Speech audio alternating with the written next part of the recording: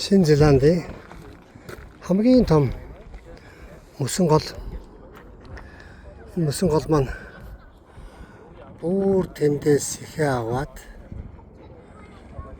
наашаа яваад энэ ингээд хажуу талын уулнуудын шороо орно орчод хар болцсон. Та нар харж байгаа ингээд мөсөн гол нь ингээ байж байна. Энэ мөсөн гол энэ хүртлээ ингээд хоёр талд нь том асган ийм уулган хайж шиг ийм шороо үүссэн байгаа. Энэ шороо бүр давтал нь ийм том мөсөн гол байсан байгаа.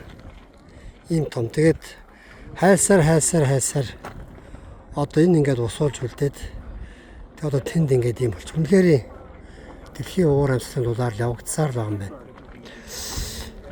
За энэ дээр бол